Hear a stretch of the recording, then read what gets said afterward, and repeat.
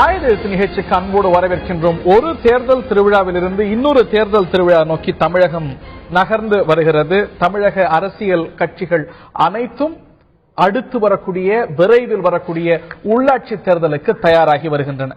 12 மாநகராட்சிகள், 125 நகராட்சிகள் உள்ளிட்ட உள்ளாட்சி அமைப்புகளுக்கு விரைவில் தேர்தல் நடத்தப்பெற வேண்டும். இந்த நிலையில இந்த உள்ளாட்சி தேர்தலில் பல்வேறு மாற்றங்களை செய்ய வேண்டும்.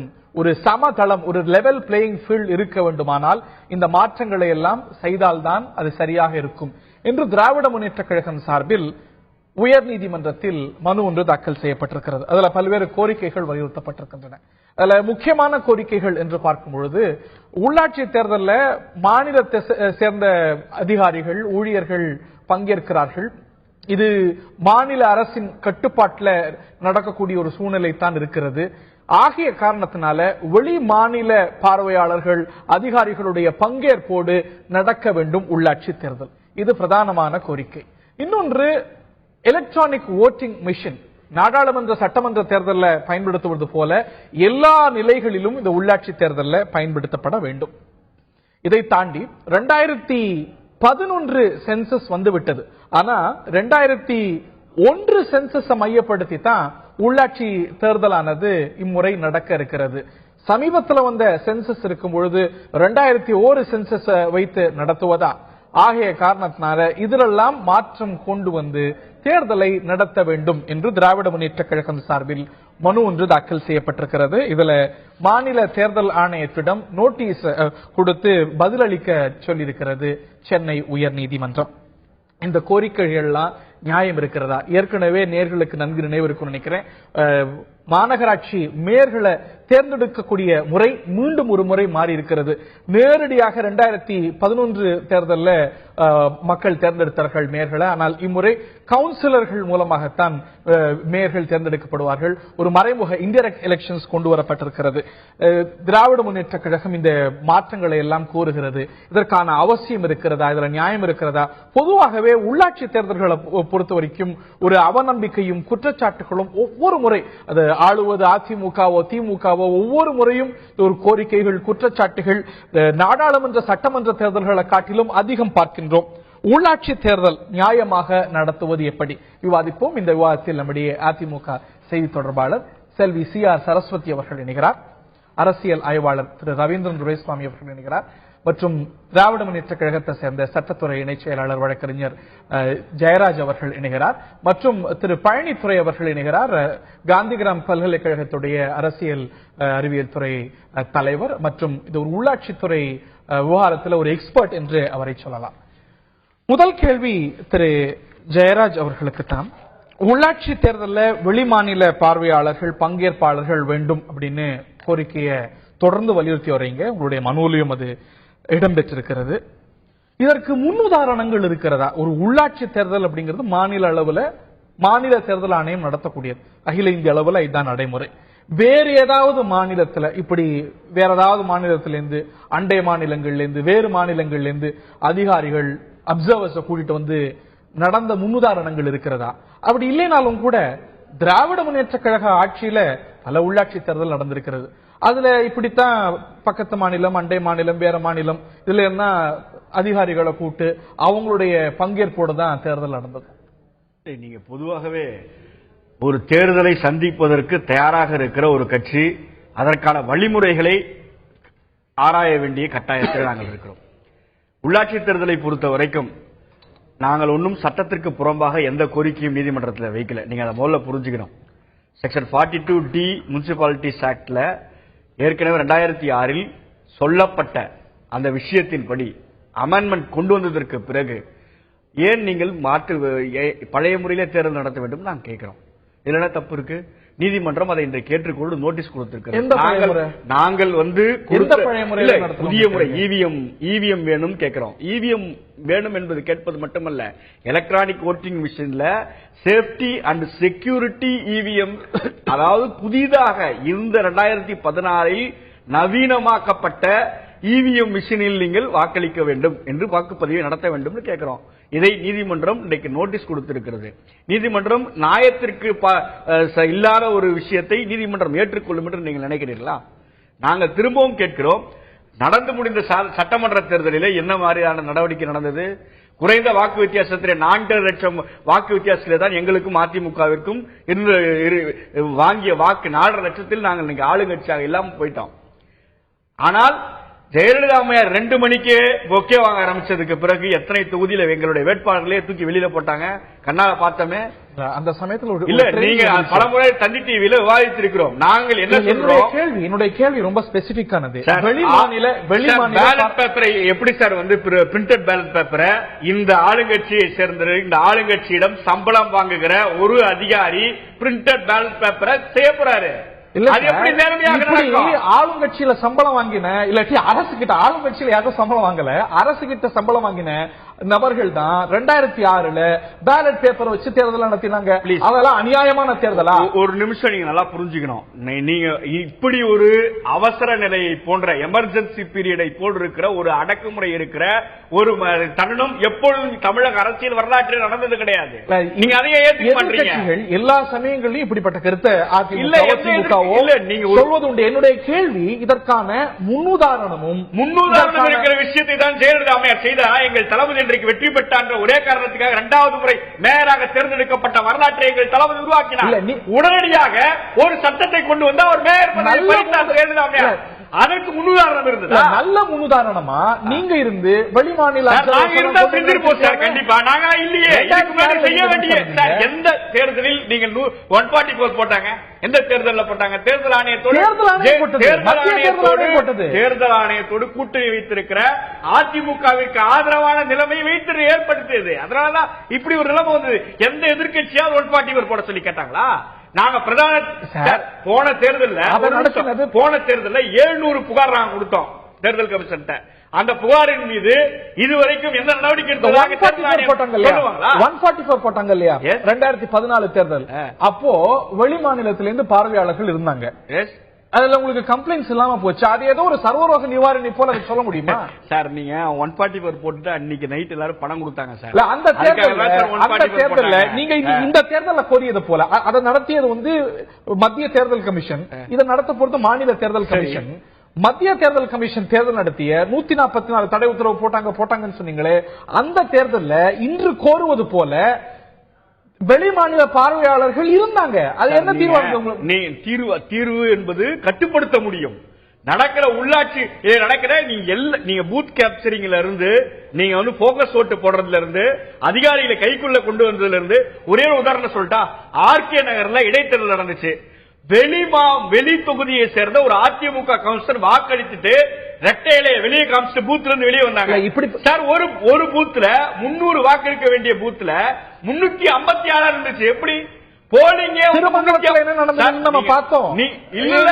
நீ ஒரு முதலமைச்சர் போட்டியிடுகின்ற ஒரு இடைத்தேர்தலில் ஆளுங்கட்சி அதிகாரிகள் எப்படி நடந்து கொண்டார்கள்? திருமங்கலத்திலிருந்து ஆர்கே நகர்ல இருந்து ஸ்ரீரங்கம் ஒரு ஓட்டு அதிகமா போச்சா? எந்த பூத்லயாவது திருமங்கலத்தில் ஒரு ஓட்டு அதிகமா போச்சா? முதலமைச்சர் போட்டியிட்ட இதுல ஒரு ஓட்டு அதிகமா போச்சு. ஒரு ஓட்டுல 56 ஓட்டு அதிகமா போச்சு. ஒரு பகிரங்கமாக ஆளுங்கட்சி கவுன்சிலர் வேறு தொகுதியை சேர்ந்தவர் இந்த தொகுதியில வந்து ஓட்டு போட்டு வெளியே வந்து கைகால. அதற்கெல்லாம் இது தீர்வா எப்படி இருக்கும் நான் கேட்கிறேன். தீர்வு என்பது எலக்ட்ரானிக் ஓட்டிங் மிஷின்ல நீங்க வந்து எந்த விதமான முறைகேடும் பூத் கேப்சரிங் பண்ணி ஓட்டை நீங்க போட முடியாது. இந்த எலக்ட்ரானிக் ஓட்டிங் மிஷினை 2006 ஏன் கொண்டு வரல? ஒரு நிமிஷம் இருக்கு. 2006 தான் அமெண்ட்மெண்ட் கொண்டு வந்தோம். நான் அமெண்ட்மெண்ட் கொண்டு வந்து உடனடியாக ஓட்டிங் மிஷினை வாங்கி இப்போ புதிய அன்றைக்கு இந்த மாதிரியான நிலைமை தமிழ்நாட்டிலே கிடையாது. நியாயமா நாங்க தேர்தல் நடத்துறோம். இல்ல அன்னைக்கு வந்து உயர் நீதிமன்றம் வரைக்கும் திரும்ப அத்தனை தொகுதி. ஆமா சார், அப்படி நீங்க சொல்ல சூழ்நிலை இல்லை அப்படின்னீங்களே. அந்த சூழ்நிலையில மறு தேர்தல் நடத்த உயர்நீதிமன்றம் நாங்கள் உயர்நீதிமன்றத்தினுடைய ஆர்டரை ஒபே பண்ணி உடனடியா நாங்க பண்ணோம். நீங்க நீதிமன்றத்தை போய் அதிமுக புகார் கொடுத்தாங்களா? அதிமுக வந்து நீதிமன்றத்தில் இப்படி ஒரு பெட்டிஷன் போட்டாங்களா? I take your point. நான் செல்வி சரஸ்வதி அவர்கள்ட்ட கேட்க வேண்டியது, 2011 சென்சஸ் இருக்கும் பொழுது 2001 சென்சஸ் அடிப்படையில இந்த தேர்தலானது நடத்த உத்தேசிக்கப்பட்டிருக்கிறது. இதற்கான அவசியம் ஏன் வருது? கடைசியில ஒரு சென்சஸ் இருக்கிறது, 2011 வந்தாச்சு. அப்படி இருக்கும் பொழுது ஏன் 2001 சென்சஸ் கண்டுபிடிக்கணும் அப்படிங்கிற அடிப்படையான கேள்வி. முதல்ல ஒரு சகோதரர் ஜெயராஜுக்கு பதில் சொல்லி ஆகணும். அரசு ஊழியர்கள் எல்லாம் அப்படியே எங்களுக்கு ஆதரவா இருப்பாங்கன்னு. ஒவ்வொரு தேர்தலையும் போஸ்டல் ஓட்ஸ் யாருக்கு அதிகமா வருது? எப்பவுமே நார்மலா டிஎம்கே அதிகமா வாங்குறாங்களா பாரு. அப்ப அரசு ஊழியர்கள் நல்லவங்க எலெக்ஷன் சந்திக்கும் போது கெட்டவங்க. மோஸ்ட்லி நிறைய பேர் பாத்தீங்கன்னா டிஎம்கேக்கு இப்போ ஓட்டு போட்டுட்டு இருக்காங்க போஸ்டல் ஓட்டுல. அப்ப அவங்கள பக்கம் சொல்ல மாட்டாங்க அவங்க ஓட்டு போட்டா நல்லவங்கன்றாங்களா? அரசு ஊழியர்கள் அவங்க கடமையை செய்யறாங்க. இரண்டாவது, ஒரு அராஜகம் நடந்தது, அது நடந்தது, இது நடந்ததுன்னா இன்னைக்கு 232 தொகுதி அனைத்து அண்ணா திராவிட முன்னேற்ற கழக எம்எல்ஏக்கள் உட்கார்ந்திருப்போம், நான் உட்பட.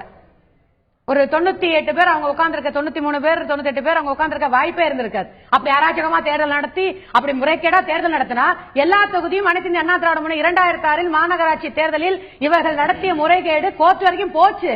இவங்க முறைகேடு நடத்தினாங்க, மறுபடியும் எப்படி ஜெயிச்சாங்கன்னா அண்ணா திமுக அம்மா போட்டியிடவே முடியல. 2011 கோர்ட்டுக்கு போச்சு. இன்னொரு விஷயம் சொல்லணும், திருமங்கலத்துல அதிக நாங்க சொல்லட்டுமா? திருமங்கலத்துல எத்தனை பூத்துல எங்கெங்க அதிகமா ஓட்டு விழுந்தது, 600 ஓட்டு இடத்துல 640 ஓட்டு இருந்ததுன்னு நாங்க நாளைக்கு வேணா கொண்டு பேப்பர் காட்டுட்டுமா? அண்ணா திமுக ஆட்சியை பொறுத்த வரைக்கும் எந்த தேர்தலையும் நாங்க முறைகேடு செய்ததில்லை, செய்யவும் மாட்டோம். என்னுடைய கேள்வியுடைய அடிப்படை ஏன் அதை மாத்தலைங்கிறத அதாவது இப்ப சமீபத்தில் அம்மா ஒரு சட்டத்தை கொண்டு வந்திருக்காங்க, கவுன்சிலர்ஸ் எல்லாம் சேர்ந்து நேர தேர்ந்தெடுக்கணும். எப்பவுமே அனைத்து இந்த அண்ணா திராவிட முன்னேற்ற கழக வரலாறுல பாத்தீங்கன்னா மிஸ்டர் ஹரி, ஒரு அமைச்சர் தன் பணிகளை செய்யவில்லை என்றால், நீங்களே பல முறை கேட்டிருக்கீங்க ஏன் அமைச்சர்களை மாத்துறீங்க, ஒரு அமைச்சருடைய கடமையை செய்ய தவறினால் அடுத்த நிமிடம் அம்மா அவர் அதை செய்யணுங்க. இப்ப மேயரா இருக்கக்கூடியவர் இல்ல ஒரு நிமிஷம், இப்ப அந்த திட்டத்துக்கும் சொல்லிடுறேன். இப்ப மேயரா இருக்கக்கூடியவர் மிக முக்கியமான பொறுப்பு, ஒரு அமைச்சருக்கு இணையானது ஒரு மாநகர மேயர் பொறுப்பு. அவர் சரியா செய்யலைங்கிறப்ப மறுபடியும் இன்னொருத்தரை செலக்ட் பண்ணி ஒரு நிர்வாக திறமையுள்ள உட்கார வைக்கதான் அதையே கொண்டு வந்தா அதை இன்னைக்கு விவாதம் பண்ணீங்க. அடுத்து மேயர மாற்றத்துக்கு வழிவகை, ஒரு மேயர் சரியா செயல்படலன்னா மாற்றத்துக்கு ஒரு வழிவகை இருக்கணும். அதுதான் காரணம் இல்லையா? அண்ணா திராவிட முன்னேற்ற கழகம் பழைய முறையில, அதாவது நேரடியா மேயரை தேர்ந்தெடுக்கக்கூடிய முறையில மேயர் மாற்றம்ங்கிறது சாத்தியம் இல்ல. மேயரை மாற்ற வேண்டிய அவசியம் வந்ததுன்னா, மாற்ற வேண்டிய தேவை வந்ததுன்னா செய்யணும். ஆகிய காரணத்தினால தான் இந்த முறையை ஆகவே அது ஒரு விஷயம் எதனால் மேயரை தேர்ந்தெடுக்கக்கூடிய முறை மாற்றப்படுகிறது அப்படின்னு அரசு சார்பில் ஒரு விளக்கம் கொடுக்கப்படுகிறது. அதுல என்ன சொல்லப்படுது அப்படின்னா, மாநகராட்சி உறுப்பினர்களுடைய ஆதரவு போதிய அளவுக்கு மேயர்களுக்கு கிடைப்பதில்லை. ஆகிய காரணத்தினால இது அரசுக்கு கொண்டு வரப்படுகிறது இந்த தகவல். ஆகிய காரணத்தினால மாநகராட்சி உறுப்பினர்கள் மேயரை தேர்ந்தெடுக்கக்கூடிய முறைக்கு மாற்றணும். நீங்க சொல்றீங்க இந்த மாறுதலை கொண்டு வந்தா அந்த மேயர் சீட்ல உட்கார்றவங்களுக்கு நிச்சயமா பயம் இருக்கும். நாம் கடமையை சரியா செய்யல என்றா, நம்மளோட பணியை சரியா செய்யலனா அடுத்த நிமிடம் ஒரு தீர்மானம் கொண்டு வந்து நம்மளை மாற்றக்கூடிய இடத்தில் தான் நம்ம நிலைமை இருக்கணும் போது அவர் கடமையை சரியா செய்வதற்கும் ஒரு வாய்ப்பு அதாமே இல்லையா? உச்சபட்ச அராஜகங்க. எங்கேயாவது நடமாடுறாரா நீங்க பாக்குறீங்களா? ஒரு மேயர் எப்படி முடக்கி வச்சிருக்காங்க மக்களால்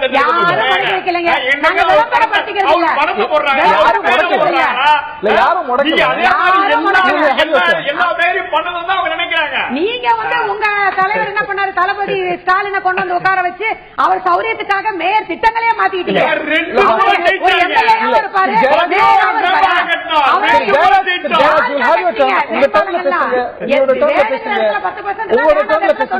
சகோதரி சரஸ்வதி, என்னுடைய கேள்வி, நீங்க ஒரு காரணத்தை கொடுத்திருக்கீங்க, அதாவது போதிய ஆதரவு மேயர்களுக்கு மாமன்றங்கள்ல கிடைப்பதில்லைங்கிற தகவல் கிடைப்பதில்லை. ஒண்ணு. இரண்டாவது, அது எப்படி கிடைக்காம போகுது? எதுக்கு இல்ல, இன்னைக்கு இருக்கக்கூடிய அத்தனை மாநகராட்சியிலையும் ஒரு 70% 80% வரைக்கும் அதிமுக தான் பெரும்பான்மையா இருக்கு. பெரும்பான்மை அதிமுக உறுப்பினர்கள், மேயர் அதிமுக மேயர். அதிமுக மேயருக்கு அதிமுக உறுப்பினர்களுடைய ஆதரவு எப்படி கிடைக்காம போகுது? மாண்புமிகு முதலமைச்சர் அம்மா அவர்கள் இந்த சட்டத்தை கொண்டு வந்திருக்காங்க, இந்த திருத்தத்தை கொண்டு வந்திருக்காங்கன்னா நிச்சயமாக நிர்வாகம் திறமையாக செயல்பட வேண்டும் என்ற காரணத்துக்கு தானே. எதற்காக இந்த மாற்றம் விளக்கும் பொழுது மேயருக்கு உறுப்பினர்களுடைய ஆதரவு கிடைக்கிறது இல்ல அப்படின்ற தகவல் கொண்டு வரப்பட்டிருக்கு. ஒற்றுமையாக செயல்படணும், அவர் சொல்றதை கேட்கணும், எல்லாமே இருக்கு. பெரும்பான்மை உறுப்பினர்கள் மற்ற கட்சி உறுப்பினர்கள்லாம் பரவாயில்ல, இப்ப இருக்கக்கூடிய செட்டப்ல பெரும்பான்மை உறுப்பினர்கள் அத்துணை மாநகராட்சியிலையும் ஏறத்தாழ அதிமுகவினர் தான். இந்த where does this question arise? ஏன் மேயர்களை வந்து கவுன்சிலர்ஸ் ஓட்டு போட்டு தேர்ந்தெடுக்கிற முறை இருந்தது தானே. இல்ல அதனால நல்ல விஷயம் தானே. இப்ப இருக்கக்கூடிய கவுன்சிலர் யாரு? அதிமுக கவுன்சிலர்ஸ்ல இருக்கட்டும் மிஸ்டர் ஹரி. ஒரு மேயர் என்பது மிக முக்கியமான பொறுப்பா இல்லையா? எதுக்கு மாநகர தந்தைன்னு அவரை கூப்பிடுறோம்? செயல்பாட்டை நாங்கள் ஒன்னும் திமுக மாதிரி வந்து உட்கார்ந்துகிட்டு அராஜகம் ஒன்னும் சொல்ல அந்த மாதிரி கிடையாது. திரு அண்ணன் சைதை துரைசாமி அவர்கள் விளம்பரத்துக்காக நாங்க ஒண்ணு வேலை செய்யறதில்ல. அவர் கடமையை அவர் செஞ்சுக்கிட்டு தான் இருக்காரு. இதை விளம்பரப்படுத்தணும், டெய்லி வந்து பத்திரிகையில உட்கார்ந்து சொல்லணுங்கிறது கிடையாது. செய்ய வேண்டிய காரியங்கள் நடந்துகிட்டு தான் இருக்கு. நிர்வாக சீர்கேடு கொண்டு வர வேண்டும். குறிப்பிட்ட மேயரை பற்றிய கேள்வியும் இல்ல. இதற்கு அவர் சொன்னதுக்காக நான் பதில் சொல்லணும் இல்லையா? அவர் எங்கன்னு கேட்கிறாரு. அரசு கொடுக்கக்கூடிய விளக்கம் அப்படிங்கிறது, அரசு இந்த சட்ட திருத்தத்தை கொண்டு வரதுக்கான விளக்கம் அப்படிங்கிறது உறுப்பினர்களுடைய ஆதரவு கிடைக்கப்பெறாத காரணத்தினால தேர்ந்தெடுக்கக்கூடிய முறை இடங்களில் உள்ள நிர்வாக பிரச்சனைகளை பார்த்துதான் மாண்புமிகு முதலமைச்சர் ஒரு முடிவுக்கு அம்மா வராங்கன்னா அதில் உள்ள பிரச்சனைகளை ஆராய்ந்து இதை பெட்டர் சர்வீஸ் டு பீப்புள். அதுதான் அம்மாவுடைய ஒரே எண்ணம். நாங்க எந்த பதவியா இருந்தாலும், அது மேயரா இருந்தாலும், கவுன்சிலரா இருந்தாலும், மந்திரியா இருந்தாலும், நேரடியா தேர்ந்தெடுக்காம மறைமுகமா தேர்ந்தெடுப்பது எப்படி பெட்டர்? மறைமுகமா எப்படிங்க வரும்? அதிமுக ஜெயிச்சா ஓரளவுக்கு அதிமுக கவுன்சிலர்ஸ் தான் நிச்சயமா அதிமுக மேயருக்கு வாக்களிக்க போறாங்க. நாங்க திமுக கவுன்சிலர்ஸ் எங்களுக்கு வாக்களிக்க போறாங்களா? நிச்சயமா கிடையாது. பெரும்பான்மையான அதிமுக ஜெயிக்கும் போது நிச்சயமா இப்போ ஒரு மேயர கவுன்சிலர் மக்கள் ஒரு மேயரை தேர்ந்தெடுத்திருக்காங்க. மக்கள் வந்து மேயர் தேர்ந்தெடுக்கும் போது அதிமுக மேயரை தேர்ந்தெடுக்கிறாங்க. ஆனா அவையில பார்த்தா கவுன்சிலர்கள் திமுக கவுன்சிலர்கள் ஜாஸ்தியா இருக்கிறாங்க. அப்படிங்கும்போது மேயருக்கு உங்களுடைய ஆதரவு கிடைக்காம இருக்கலாம். அது வந்து ஒரு நிர்வாகம் அதையெல்லாம் ஆராயாமல அம்மா இந்த சட்டத்தை கொண்டு வந்தாங்க. மக்கள் நிச்சயமாக தேர்ந்தெடுப்பார்கள், மக்கள் ஆதரவு கொடுப்பார்கள். ஆகவே கவுன்சிலர் தேர்ந்தெடுக்கக்கூடிய முறை வந்தால் நிர்வாகம் சீராக இருக்கும் என்பதற்காக இந்த சட்டத்தை கொண்டு வந்திருக்காங்க. இன்னொன்னு, நீங்க ஃபர்ஸ்ட் கேட்ட கேள்விக்கு பதில், இதற்குண்டான பதிலை மிக விரைவில் மாநகராட்சி நிச்சயமா கோர்ட்டுக்கு தெரியப்படுத்துவாங்க. எதனால் இதை இன்னும் உபயோகப்படுத்தலைங்கிறது. இந்த நார்மல் ஹியூமன் பீயிங் சார், அவங்க ஒன்னும் வந்து கடவுள் கிடையாது. அவங்க எடுத்த முடிவு எல்லாமே சரியா இருக்கு. நீங்க எப்படி சொல்லுவீங்க? கேள்வி திரு பழனித்துறை அவர்கள்ட்ட கேட்பதற்கு முன்பாக திரு ரவீந்திரன் துரைசாமி அவர்கள்ட்ட கேட்க விரும்புறேன். இந்த தேர்தல் பல மாற்றங்களை சந்திச்சிருக்கிறது. ஒவ்வொரு 5 ஆண்டுலயும் நடத்தும் முறை அப்படிங்கிறது மாறுவது போல இம்முறையும் மாறி இருக்கிறது. 2001 சென்சஸ் அடிப்படையில தான் நடத்த முடியும்னு அரசு ஒரு நிலைப்பாடு எடுத்திருக்கிறது. இதை தாண்டி மாநகராட்சி மேயர் தேர்ந்தெடுக்கக்கூடிய முறை மீண்டும் மாறி இருக்கிறது. அதிமுக எப்பவுமே நேரடி தேர்வு முறையும், திமுக எப்பவுமே மறைமுக, அதாவது கவுன்சிலர் தேர்ந்தெடுக்கக்கூடிய முறையும் விரும்பக்கூடிய இயக்கங்கள். ஆனா ரெண்டுமே ரோல்ஸ் ரிவர்ஸ் பண்ணிருக்கிறது. இந்த மாற்றத்துக்கான காரணம் என்ன நினைக்கிறீங்க? இந்த சட்ட திருத்தங்கள் இதுல நிச்சயமா ஒரு ரேஷனல் இருக்க முடியும். இதுல இருக்கக்கூடிய பொலிட்டிக்கல் ரேஷனல் என்ன நினைக்கிறீங்க? அதாவது ஜெயலலிதா டைரக்ட் எலெக்ஷனை நம்பக்கூடிய ஒரு தலைவர் எம்ஜிஆர் தான். திமுக என்ன காரணத்துக்காக இன்டைரக்ட் எலெக்ஷனை கொண்டு வந்ததோ அதே காரணத்துக்காக அதிமுகவும் இன்டைரக்ட் எலெக்ஷனை கொண்டு வந்திருக்குது. என்ன காரணத்துக்காக திமுக இன்டைரக்ட் எலெக்ஷன் கொண்டு வந்தது வந்து இன்டைரக்ட் எலெக்ஷன்ல வந்து டைரக்ட் எலெக்ஷனோட தங்களுக்கு வின்னபிலிட்டி, வின்னிங் சான்ஸும் அதிகங்கிற நம்பிக்கை. அதிமுக வந்து இப்போ இன்டைரக்ட் எலெக்ஷன்ல தங்களுக்கு வெற்றி பெறக்கூடிய வாய்ப்பு வந்து டைரக்ட் எலெக்ஷனோட அதிகங்கிற நம்பிக்கையில அதிமுக கொண்டு வந்திருக்குது. திமுக என்ன காரணத்துக்காக கொண்டு வந்திருக்குதோ அதே காரணத்துக்காக தான் அதிமுக கொண்டு வந்திருக்குது. ஏன்னா மேலும் டைரக்ட் எலெக்ஷனை முழுக்க நம்பி வந்த ஒரு கட்சி அதிமுக. எம்ஜிஆர் காலமானாலும் சரி, ஜெயலலிதா காலமானாலும் சரி. இப்ப என்னன்னா நமக்கு வந்து 12 தொகுதியில் இன்டைரக்ட் எலெக்ஷன்னால நமக்கு அதுல உள்ள யார் மேயர் ஆவா என்ன ஆவாங்களோட அந்த ஆர்வம் வந்து நமக்கு குறையுது. மற்றபடி ரெண்டு பேரும் சட்டப்படி அவங்களுக்குள்ள வாய்ப்புகளை பயன்படுத்திக்கிறாங்க. அடுத்தபடியா வந்து இன்னைக்கு திமுக வந்து 3 பெட்டிஷன் போட்டிருக்காங்க. நேரடி தேர்தல் முறையோ மறைமுக தேர்தல் முறையோ அது வந்து மாநிலத்துக்கு அனுமதிக்கப்பட்டிருக்கக்கூடிய விஷயம், சட்டத்தில் அனுமதித்திருக்கக்கூடிய ஒரு விஷயம். நிச்சயமாக அது அவங்களுக்கு எது வசதியோ அது தக்கன அந்தந்த காலகட்டத்துக்கு தக்கன அவங்க பயன்படுத்திக்கிறாங்க. இந்த காலகட்டத்துக்கு அதிமுக இது வசதின்னு நினைக்கிறாங்க, பயன்படுத்துறாங்க. 2011 நேரடி தேர்தல் முறை வசதின்னு அதிமுக நிச்சயமாக. அன்னைக்கு திமுகவும் அதை வரவேற்குது. ஆமா. 2006 மறைமுக தேர்தல் முறையை திமுக கொண்டு வருது, அதிமுக எதிர்க்குது. இன்னைக்கு திமுகவுடைய ரோல் ரிவர்சல்ல என்ன ராஷனல் இருக்கும்? இன்னைக்கு திமுக அதை சொல்றதுக்கு அவங்களுக்கு தார்மீக உரிமைங்கிறது கேள்விக்குறிதான். பட் அதிமுக டைரக்ட் எலெக்ஷன் நம்பக்கூடியவங்க இன்னைக்கு இன்டைரக்ட் எலெக்ஷன் நம்புறாங்கன்னா டைரக்ட் எலெக்ஷனை விட இன்டைரக்ட் எலெக்ஷன் எங்களுக்கு வெற்றிக்கு உகந்ததுன்னு அவங்க தெளிவா நம்புறாங்க. அது அஞ்சுவது அஞ்சாமை பேதமைங்கிற குரல் வழி பார்த்தா அவங்க பிராக்டிகல் பொலிட்டிக்ஸ் பண்றாங்க. ஆக்சுவலா அவங்களோட ஸ்டாண்ட்ல இருந்து இவங்க மாறி இருக்காங்க. திமுக என்னைக்கு இருவருமே மாறி இருக்காங்க. திமுக என்னைக்குமே இன்டைரக்ட் எலெக்ஷன் தான், அதுதான் அவங்க விரும்புவாங்க. டைரக்ட் எலெக்ஷன் நடத்தணும் இவங்க இன்டைரக்ட் எலெக்ஷன் கொண்டு வந்ததுனால திமுக அதை சொல்லுது. சொல்லத்தான் செய்வாங்க. பட் அப்படி சொல்ல முடியுமா? 2011 டைரக்ட் எலெக்ஷன் அதிமுக கொண்டு வருது, திமுக அதை ஆதரிக்குது. 96 இன்னைக்கு திமுகவுக்கு வின்னபிலிட்டி 2011 கொஞ்சம் பெட்டரா இருக்குது. நம்ம ரிசல்ட் பார்க்கும்போது பெட்டர் பொசிஷன்ல இருக்கும்போது அவங்க இன்னைக்கு அதை டைரக்ட் எலெக்ஷன் திமுக விரும்புறது வாய்ப்பு இல்ல. மற்றபடி இன்னைக்கு திமுக 3 பெட்டிஷன் போட்டிருக்காங்க. 3 பெட்டிஷன்ல அந்த வெளிநாட்டு வெளி மாநில பார்வையாளர் சொல்றாங்க இல்லையா, அதை தவிர மற்றதெல்லாம் நியாயமான ஒரு பெட்டிஷன் தான். அவங்க எலக்ட்ரானிக் ஓட்டிங் மிஷின் நகர்ப்புறங்களை வைக்கிறது போது கிராமப்புறங்களை வைக்கும் போது இதோட பெட்டரா இருக்குங்கிற ஒரு நம்பிக்கை அடிப்படையில் ஒண்ணு போட்டிருக்காங்க. அடுத்தால தொகுதியை பிரிக்கிறது 2011 சென்சஸ் தான் பயன்படுத்தணும், 2001 சென்சஸ் பயன்படுத்துறது நியாயமில்லைங்கிற பண்றாங்க. இந்த அது குறித்து நான் திரு பழனித்துறையுடைய முதற்கட்ட கருத்தை கேட்டு நான் வரேன். இந்த 2 கோரிக்கைகளையும் எப்படி பார்க்கிறீங்க? Electronic voting machine urban local பாடிஸ்ல பயன்படுத்துறோம், நகர்ப்புறங்கள்ல பயன்படுத்துறோம், எல்லா மட்டங்களிலும் பயன்படுத்தணும் அப்படிங்கிற கோரிக்கையில நியாயம் இருப்பதா நினைக்கிறீங்களா? லாஜிஸ்டிக்கா பெரிய சேலஞ்சஸ் சேர்த்தே இருக்கிறதுன்னு நினைக்கிறீங்களா? இன்னொன்னு 2001 சென்சஸ் அதன் அடிப்படையில இன்றைய தேர்தல் நடப்பது அப்படிங்கிறது பொருத்தமா இருக்குமா? ஒரு விஷயத்தை நம்ம ரொம்ப ஒரு பிராடரா பார்க்கணும். ரொம்ப நேரோவா எந்த கட்சி வின் பண்ணுது, எந்த கட்சி தோற்குது அப்படிங்கறதுலாம் இல்ல. ஒரு ஜனநாயக நாட்டில் ரொம்ப முக்கியமானது என்ன அப்படின்னு கேட்டீங்கன்னா, இந்த தேர்தலை நாம் எப்படி சந்திக்கிறோம், இந்த தேர்தலை எப்படி தேர்தல் ஆணையம் நடத்துகிறது என்பதை பொறுத்ததுதான். இதுல மிக முக்கியமானது, யார் வேணாலும் யாருக்கு அதாவது பிரச்சனை இருக்கோ அவர்கள் கோர்ட்டுக்கு போகலாம். 2011 இந்த கோர்ட் ஹைகோர்ட் ஒரு டைரக்ஷன் கொடுத்திருக்கு இந்த எலெக்ஷன் கமிஷனருக்கு, இந்த தேர்தலை எப்படி நடத்தி முடிக்க வேண்டும் என்று ஒரு டைரக்ஷன் கொடுத்திருக்கு. அந்த டைரக்ஷனை அது பின்பற்றியதா என்பதை மீண்டும் ஒரு கோர்ட் கேஸ் போச்சு, எங்க ஹைகோர்ட்டுக்கு போச்சு. அதுல ஒரு ஜட்மெண்ட் வந்திருக்கு. இந்த ஜட்மெண்ட் படித்தா நமக்கு ரொம்ப தெளிவா தெரியும் என்ன அப்படின்னு கேட்டீங்கன்னா, அந்த முறைகள் எல்லாம் பின்பற்றப்பட்டிருக்கிறதா என்பது இது ஒன்று. 2 என்னவென்று சொன்னால், இந்த எலக்ட்ரானிக் ஓட்டிங் மிஷின், இப்ப இந்த எலக்ட்ரானிக் ஓட்டிங் மிஷின் கொண்டு வருவதில் ஒன்றும் தவறு இல்லை. ஏன்னா ப்ரோக்ரெசிவா போற பொழுது அது ஒன்றும் தவறு இருக்க முடியாது. அது வரலாம், அதுக்கான செலவுகள் அதிகமாகும். இப்ப அதற்கான ஏன்னு கேட்டீங்கன்னா, முதல்ல ஏன் இந்த நம்மளுடைய சென்ட்ரல் எலெக்ஷன் கமிஷன், இந்திய எலெக்ஷன் கமிஷன் இந்த எலெக்ஷன் கமிஷனை ஒத்துக்கல அப்படின்னு சொன்னீங்கன்னா, இது எங்களால் நடத்த முடியாது, இது ஒரு பெரிய அமைப்பு அப்படிங்கறதுனாலதான் லட்சக்கணக்கான உறுப்பினர்களை தேர்ந்தெடுக்கக்கூடிய ஒண்ணு வந்தது. அதனால என்னன்னு கேட்டீங்கன்னா, இது அந்த அட்மினிஸ்ட்ரேட்டிவ் ஃபீசிபிலிட்டி யார் சொல்லணும் அப்படின்னு சொன்னீங்கன்னா, இது எலெக்ஷன் கமிஷன் சொல்லணும். எனக்கு இருக்கக்கூடிய அமௌண்ட் எவ்வளவு, எனக்கு இருக்கக்கூடிய வாய்ப்பு எவ்வளவு, இந்த காலகட்டத்துக்குள்ள இந்த மிஷின்லாம் என்கிட்ட இருக்கா, நான் யார்கிட்ட இருந்து வாங்கணும், இதெல்லாம் தயார் பண்ண முடியுமா அப்படிங்கறத ஃபீசிபிலிட்டி சொல்ல வேண்டியது யாருன்னு கேட்டா எலெக்ஷன் கமிஷன் சொல்லணும். அடுத்தது மிக முக்கியமானது என்னன்னா, இந்த 2011 சென்சஸா 2001 சென்சஸா, நார்மலா சென்சஸ் வர்ற பொழுது இந்த தேர்தலில் கூட என்னுடைய அனுமானம் நிச்சயமாக அப்படித்தான் இருக்க வேண்டும்.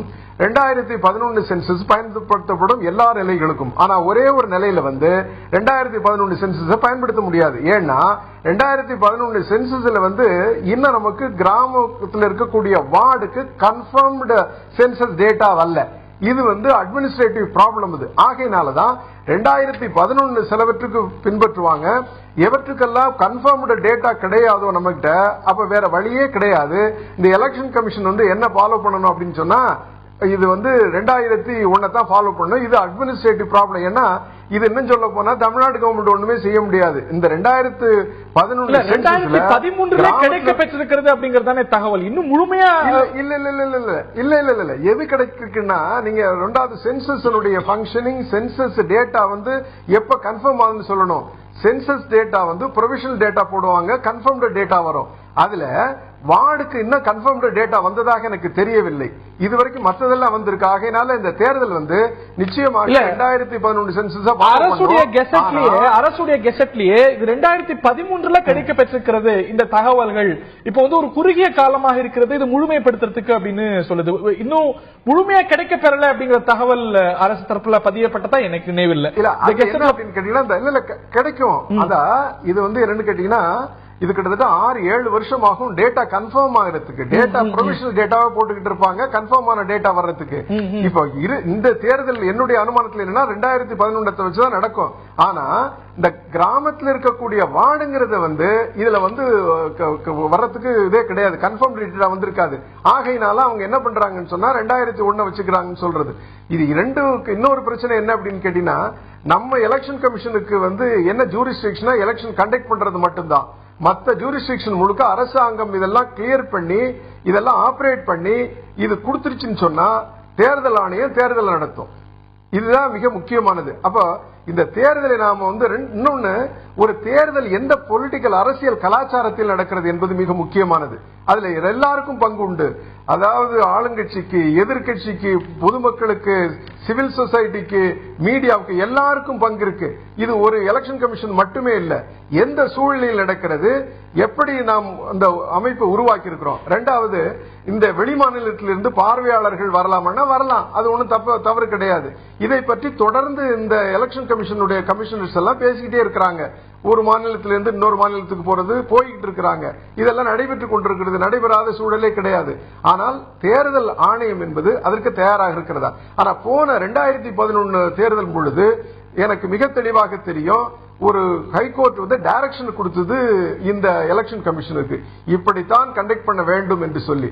அதில் வேற ஏதும் தவறுகள் இழைத்தால் இது யாருக்கு அது பாதகமாக இருக்க அவர்கள் நேரடியாக அதுதான் பிரதானமா பார்க்கப்பட வேண்டிய விஷயம் அப்படிங்கிறீங்க. இந்த கைட்லைன்ஸ் தான் பிரதானமா பார்க்கப்பட வேண்டிய விஷயம். இவையெல்லாம் செயல்படுத்தலாமா அப்படின்னா செயல்படுத்தலாம். மாநில தேர்தல் ஆணையம் நினைத்தால் விரும்பினால் செயல்படுத்தலாம். நான் திரு ஜெயராஜ் அவர்கள்ட்ட இருக்கணும். அந்த லாஜிஸ்டிக்ஸ் ஃபீசிபிலிட்டி அதெல்லாம் உங்களுக்கு தான் தெரியும் அப்படின்னு. 2001 சென்சஸ் அடிப்படையில இந்த தேர்தல் ஏற்பாடு செய்யப்பட்டிருக்கிறது. இதனால இதுல ஒரு ஃபவுல் பிளே பாக்குறீங்க. அதுல திரு பழனித்துறையா சொல்றது போல ஒரு அட்மினிஸ்ட்ரேட்டிவ் ஆங்கிள் இருக்கு, லாஜிஸ்டிக் ஆங்கிள் இருக்கிறது.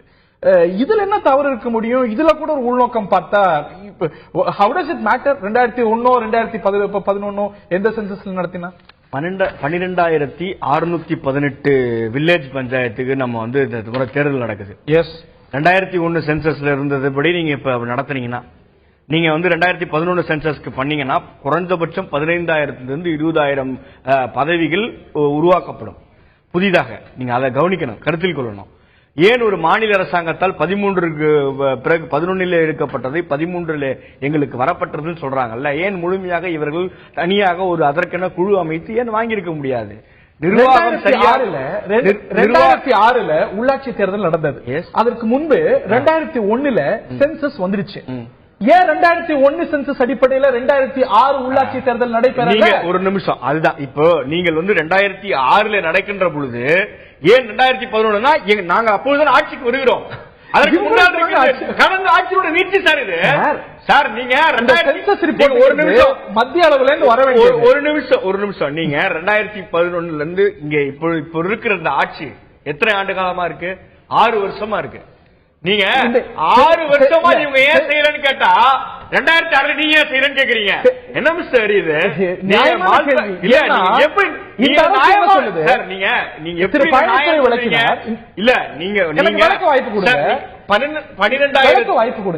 பழனித்துறை விளக்கினார், வார்டு வாரியான தகவல்கள் கிடைக்கப்பெறணும், அது கிடைக்கப்பெறுவதற்கு தாமதமாகும்.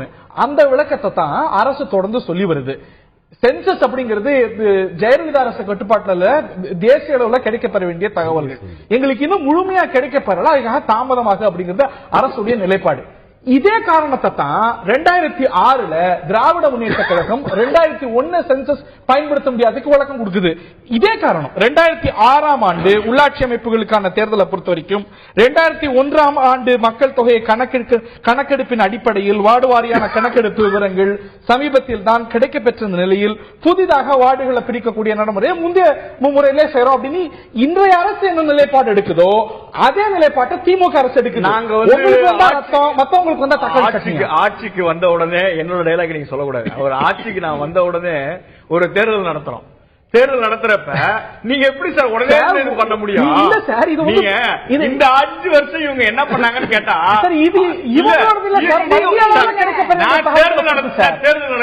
தேர்தல் நடத்தணும் குழு போட்டு வாங்க, டெல்லிக்கு போயிட்டு பிரதமரை போயிட்டு மனு கொடுக்குறாங்க. மனு கொடுங்க, சொந்த பிரச்சனைக்கு நீங்க போறீங்கல்ல.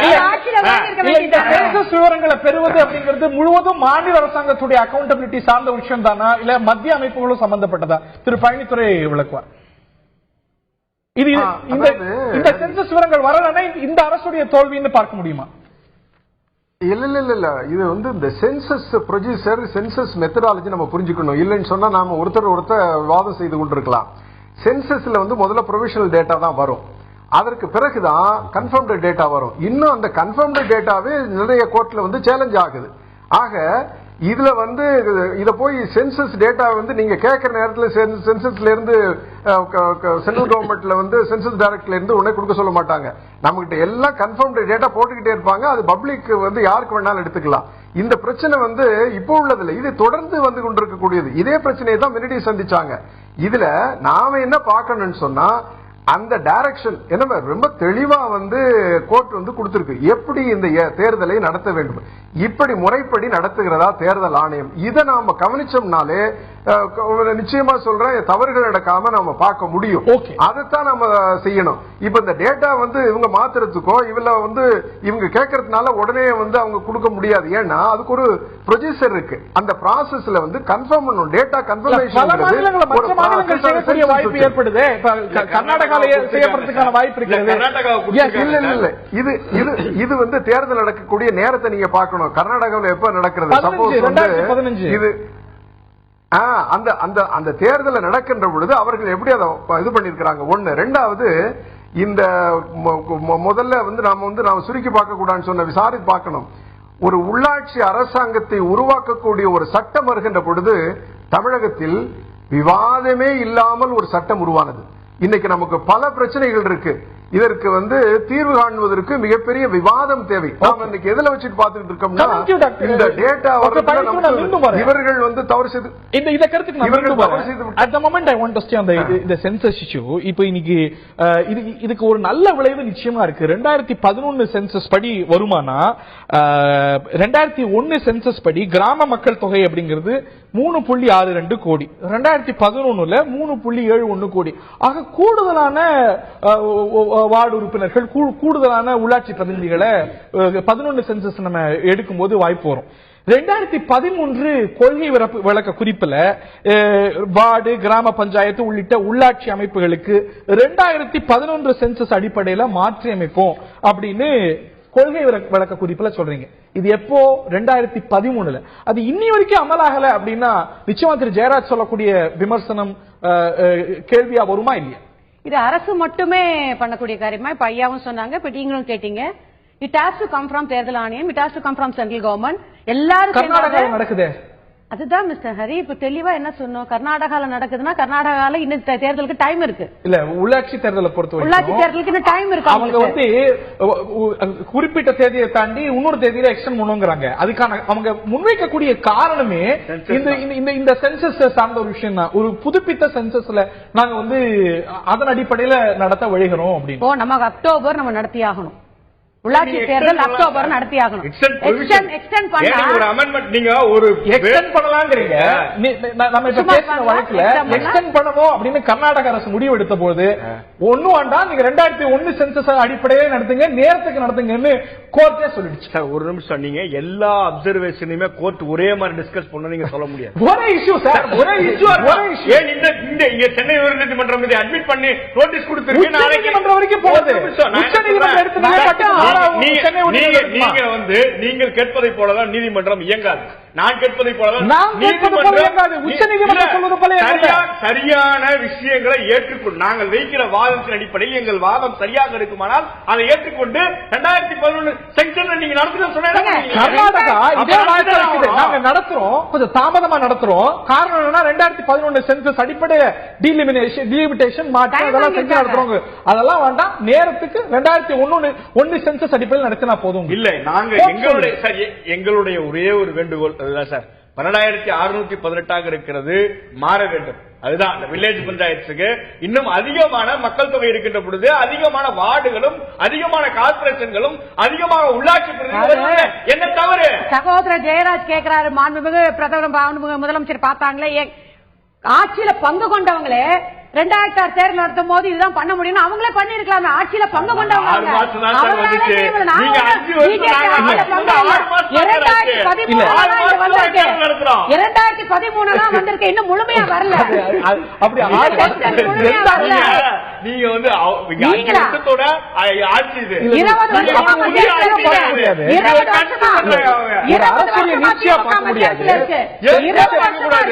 20 அடிப்படையில் நடக்கக்கூடிய விஷயம். அதாவது 2013 வந்திருந்தாலும் கூட இதன் அடிப்படையில் இப்போது உடனே நடத்துவது என்பது சாத்தியம் இல்லை என்பதனால்தான் இன்றைக்கு தமிழக அரசு இதை சொல்லி இருக்காங்க. சாத்தியப்பட்டால் மாண்புமிகு முதலமைச்சர் நிச்சயமா நடத்துவாங்க. இதனால இன்னும் நிறைய பேர் உள்ள வரும்போது ஏன் வேண்டாம்னு சொல்ல போறோம். பல பிரச்சனைகள் இருக்கு இதுல, இதையெல்லாம் தாண்டிதான் நடத்த முடியும். அந்த பிரச்சனைகளை ஆராய்ந்துதான் இன்றைக்கு அரசு இந்த அறிக்கையை வெளியிட்டிருக்காங்க. 2001 படிதான் இப்ப நடத்த முடியும் என்பதை சிக்கல் இருப்பதனால் நிர்வாகத்தில் ப்ராப்ளம் இந்த சிக்கல் 2013 நீங்க வந்து பாலிசி நோட்ல சொல்லும் போது உங்களால கணிக்க முடியல. நோட்ல நம்ம முயற்சி செஞ்சு நம்ம செய்யணுங்கிற ஆசை இருந்தாலும் கூட இதற்கு வேணும். தேர்தல் ஆணையத்துக்கு 2001 சென்சஸோ 2011 சென்சஸோ 1வது 2வது சென்சஸ் இல்ல, ஒவ்வொரு 10 ஆண்டுக்கும் சென்சஸ் நடந்துட்டு இருக்கு, முடிவுகள் வந்துட்டு இருக்கு. அதை கணிக்க முடியாத சிக்கல்கள் நிறைய போது அதனை வந்து நம்ம தமிழக அரசு மட்டுமே செய்யக்கூட காரியம் அல்ல. தேர்தல் ஆணையம் வேணும், மத்திய அரசினுடைய உழைப்பு வேணும், எல்லாமே ஒத்துழைப்பு வேணும். எல்லாம் தமிழக அரசு மட்டுமே செய்ய முடியும். ரவீந்திரன் உங்களுக்கு நினைக்கிறேன், ஜெயலலிதாவுக்கு கேம் பிளான் ஒண்ணுதான், கருணாநிதிக்கு கேம் பிளான் ஒண்ணுதான். இதுல சித்தாராமையாவுக்கு கேம் பிளான் வேற. இதுல வந்து இவங்க 96ல இருந்து 5 வருஷத்துக்கு ஒருக்கா சட்டமன்றத்துக்கும் தேர்தல் வருது, சட்டமன்ற தேர்தல் இருந்து ஒரு 6 மாசத்துக்கு உள்ளாட்சிக்கும் தேர்தல் வருது. அந்த வெற்றி பெற்ற சூட்டோட எதுக்கு பெரிய மாற்றங்கள் எல்லாம் பண்ணிட்டு இருக்கணுங்கிறதோட வெற்றி பெற்ற சூட்டோட உள்ளாட்சியிலையும் வெற்றி பெறணுங்கிறதா 2 கேம் பிளானும். பட் சீதாராமையா பொறுத்தவரை கர்நாடகாவில் வந்து தொடர்ந்து 5 வருஷத்துக்கு ஒருக்கா தேர்தல் வரல. இவர் எடியூரப்பா கவர்மெண்ட் எல்லாம் விழுந்து வரும்போது அந்த உள்ளாட்சி தேர்தல் அந்த பேட்டர்னும் அசம்பிளியில வெற்றி பெற்றவருடைய காலகட்டமும் மாறுது. அப்படி இருக்கும்போது ஒரு வாய்ப்பு கிடைக்கும் போது நமக்கு சாதகமான சில விஷயங்களை ஓகே சட்டப்படி தான் பண்றாங்க, பண்ணி நம்ம பண்றாங்க. சீதாராமையா பண்றாரு.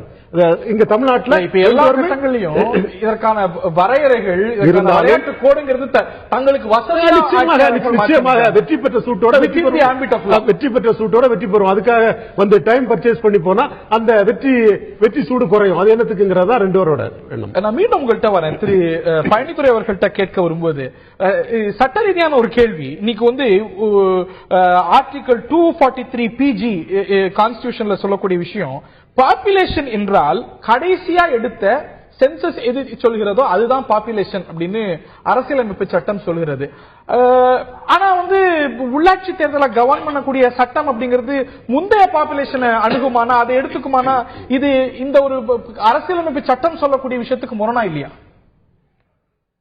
இல்ல, இது முரணே கிடையாது. It's a matter of interpretation. ஏன் அப்படின்னு கேட்டீங்கன்னா, இந்த டேட்டா எங்க இருந்து வருதுங்கிறது உங்களுக்கு அடிப்படையான கேள்வி. நான் இதை சொன்னேன், சென்சஸ் டைரக்டரேட் டேட்டா கலெக்ட் பண்ணுது, அப்புறம் டேட்டாவை வந்து அனலைஸ் பண்ணுது, அப்புறம் டேட்டாவை ப்ரொவிஷனல் டேட்டாவை வெளியில விடுது, அதுல உள்ள டிஸ்பியூட்டை திருப்பி வந்து கன்ஃபார்ம் பண்ணுது. இது ஒரு பெரிய ப்ராசஸ்ல நடந்தது, அந்த டேட்டா வருது, இதை வச்சுதான் வர்றது.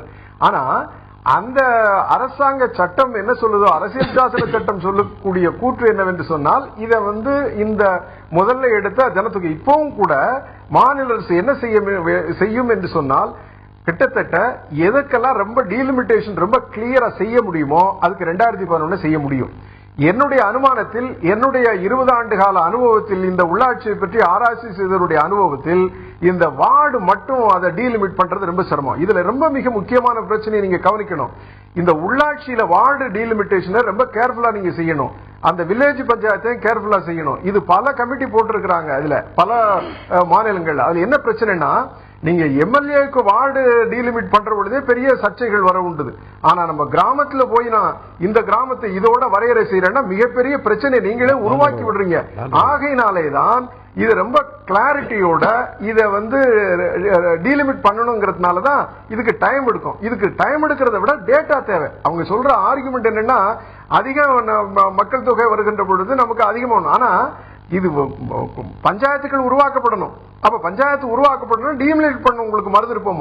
அது நடைபெற்றால் அன்றி இது நடைபெற முடியாது. இரண்டாவது, இந்த 2013 நாங்க இதுக்கு இது பாலிசி நோட்ல வர்றோம், பாலிசி நோட்ல சொல்லியிருக்காங்களே, இது ஏன் சொல்ல முடியலன்னு சொன்னா, பாலிசி நோட்ல சொல்றது வேற, அது ரொம்ப ஈஸி.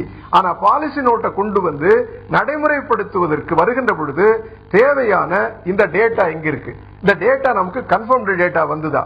கன்ஃபர்ம்டு டேட்டா எதற்கு வந்திருக்கு, எதுக்கு வரல?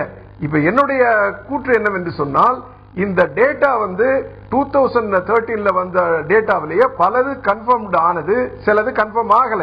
இந்த வார்டு கன்ஃபார்ம் ஆகாத டேட்டா. இப்ப இது கன்ஃபார்ம் ஆயிருந்தா அதை டீலிமிட் பண்றதுக்கு நாள் ஆகும். இது அட்மினிஸ்ட்ரேட்டிவ் ஃபீசிபிலிட்டி சொல்ல வேண்டியது யார் என்றால் இதற்கு அதிகாரம் பெற்ற மாநில அரசாங்கம். இதை முடிச்சு கொடுத்தா தான் தேர்தல் நடத்த முடியும். அந்த இது என்ன விளக்கம் கொடுக்கறாங்கன்னு பாப்போம். நேரம் இல்ல, இறுதியான கருத்தும் கேட்க வேண்டிய தருணம். நீங்க இன்னைக்கு கேஸ் போட்டிருக்கக்கூடிய பல விஷயம் தேர்தல் ஆணையத்துக்கும் மாநில அரசாங்கத்துக்கும் சட்டப்பூர்வமா வழங்கி இருக்கக்கூடிய உரிமை. அதை சேலஞ்ச் பண்ணுவது அப்படிங்கறதுல அரசியலை தாண்டி வேற என்ன இருக்க முடியும்? இல்ல, நீங்க சேலஞ்ச் நாங்க எந்த சட்டத்துக்கு புறம்பான எந்த இதுவும் சொல்லல. But it is within the ambit of the government and the election. குறிப்பா நீங்க கவனிங்க, ஒரு பிரேயர்ல தெளிவா சொல்லிருக்கு, 26258 numbers of the latest model Mark 4 electronic voting machines with a number of additional security features. நீங்க EVM மிஷின், சாதாரண EVM மிஷின் நான் கேட்கல. நீங்க ஃபியூச்சர் பாரத் எலக்ட்ரானிக்ஸ் லிமிடெட்ல பெங்களூர்ல டிசைன் பண்ண அந்த ஃபெசிலிட்டிஸ், என்னென்ன ஃபெசிலிட்டிஸ் இருக்கு, இதே போன்ற நவீன தேர்தல் இயந்திரங்களை பயன்படுத்தி கேரளால பிரச்சனைகள் எழுந்து. சார், நீங்க ஏன் ஒரு நவீன முறையை நீங்க பயன்படுத்த கூடாதுன்னு நீங்க நினைக்கிறீங்க? ஏன் நீங்க பேப்பர்ல ஓட்டு போடணும்னு அரசாங்கம் நினைக்குது? நீங்க அதுல இருக்கிற மறைமுக சிக்கலை நீங்க புரிஞ்சுக்க மாட்டீங்களா? அப்ப நாங்க கேட்கிறது நியாயமான தேர்தல் நடத்துங்கன்னு சொல்றோம். நாங்க தேர்தல்ல ஒரு ஓட்டிங் மிஷின், எலக்ட்ரானிக் ஓட்டிங் மிஷினை கொண்டு வாங்கன்னு சொல்றோம். அதுல என்ன தவறு இருக்க போது? அரசாங்கம் நல்ல கோரிக்கை இல்ல, ஒரு நிர்வாக திறமையற்ற ஒரு அரசாங்கம், நிர்வாக திறமையற்ற முதலமைச்சர் ஜெயலலிதா என்பதற்கு இது ஒரு உதாரணம். ஏன் உங்களால செய்ய முடியாது? நிர்வாகமே செயல்படாத ஒரு நிர்வாகம். இந்த துறையை, உள்ளாட்சி துறையை திரு மு.க. ஸ்டாலின் நிர்வகித்தார். திரு கருணாநிதி முதலமைச்சராக இருந்தார். அவங்களுக்கு சிறந்த நிர்வாகம் இருக்குல்ல. ஏன் அன்னைக்கு 6 மாசம் 6 மாசம் தான் இன்னைக்கு கடந்த 5 வருஷத்தோட நீச்சு அந்த ஆட்சி. 5 வருஷமா அந்த ஆட்சி செயல்பட நாங்க தலையா அடிச்சுக்கிட்டோம். இப்ப மக்கள் வேதனைப்படுறாங்க. ஓட்டு போட்டா மக்கள் சந்தோஷப்படுவாங்க.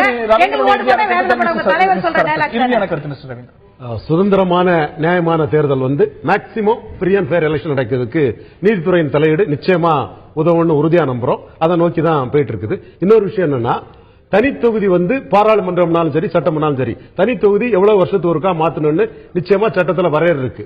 அப்படி இருந்த மாதிரி யார் பண்றாங்க?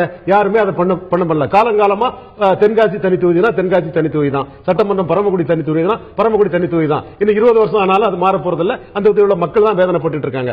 அதே மாதிரி உள்ளாட்சியிலையும் எந்த அரசு வந்தாலும் சரி, ரிசர்வ் தொகுதிகளை மாத்த போறதில்ல. டக்குன்னு நமக்கு எது கண்டிசிவோ அதை தான் எல்லாரும் பண்றாங்க. 2001 போல, 2006 போல, 2013 போல இந்த தேர்தலையும் அச்சங்கள், சந்தேகங்கள் இருக்கிறது. அந்த சந்தேகத்தில் முகாந்திரமே இல்லைன்னு புறந்திட முடியுமா? 2006 தேர்தல் நீங்க கணக்கில் எடுக்காதீங்க. எங்களோட ஆட்சி நடக்கிற தேர்தல் வேற, 2000 வேற. நிர்வாகத்தை பத்தி திமுக பேசக்கூடாது. நிர்வாக திறமை உள்ள அரசு எங்கள் அம்மாவுடைய அரசு. 2006 தேர்தல் நிச்சயமா நாங்க நடத்த மாட்டோம். அது திமுக சொந்தமானது. இந்த தேர்தலை பொறுத்தவரையில் சட்டமன்ற தேர்தல் எப்படி நேர்மையா நடந்ததோ அதே போல உள்ளாட்சி தேர்தலும் நிச்சயமா நேர்மையா நடக்கும். திராவிட முன்னேற்ற தேர்தல் இதுவரைக்கும் இல்லாத அளவுக்கு 2 தொகுதிக்கு தேர்தல் தள்ளி வைக்கப்பட்டிருக்கிறது. எத்தனை பிரச்சனை வந்திருக்கு. ஆனால் எப்பவுமே அராஜகத்தையோ 2006 கார்பரேஷன் அவங்களே தூக்கி போய் போட்டி அவங்களே ஓட்டு போட்டு கொண்டு போட்டாங்களோ அதே போல எல்லாம் எங்கள் ஆட்சியில் நடக்காது. அதே போல நிர்வாகம் மதுரவாயல் பழக்கம் சாலைக்காக இது நிறைய பேசியாச்சு. அதே பாலம் தான் ஒரு நிர்வாக திறமைக்கு சாட்சி. இந்த வாதம் முடியக்கூடிய வாதம் அல்ல. இந்த தருணத்தில் நிகழ்ச்சி நிறைவு செய்தாக வேண்டும். ஒரு உள்ளாட்சி தேர்தலையும் ஒவ்வொரு கன்சர்னை எதிர்க்கட்சியா யார் இருக்கிறாங்களோ அவங்க பிரதானமா எழுப்புவது வழக்கம். அந்த வகையில இந்த மாற்றங்களை எல்லாம் செய்து இந்த தேர்தலை நடத்த வேண்டும் அப்படிங்கிற கோரிக்கையை திராவிட முன்னேற்ற கழகம் வைத்திருக்கிறது. இதுல சில கோரிக்கைகள் செயல்பாட்டுக்கு வர வேண்டிய ஒரு விஷயம் தான். திரு பழனிதுரை சொன்னது போல லாஜிஸ்டிக்ஸ் அதுக்கான வாய்ப்புகள், வசதிகள், நிதி நிலைமை இதெல்லாம் எந்த அளவுக்கு இடம் கொடுக்கிறது அப்படிங்கறதையும் சேர்த்து பார்த்து இதை முடிவு செய்ய வேண்டியது தேர்தல் ஆணையம். எப்படி இருந்தாலும் நியாயமாக, நேர்மையாக, சந்தேகத்துக்கு இடமின்றி நடக்க வேண்டும் அப்படிங்கறத எல்லாருடைய எதிர்பார்ப்பு. நிகழ்ச்சியில பங்கு கொண்ட விருந்தினர்கள் அனைவருக்கும், பார்த்த நேர்களுக்கும் நன்றி, வணக்கம்.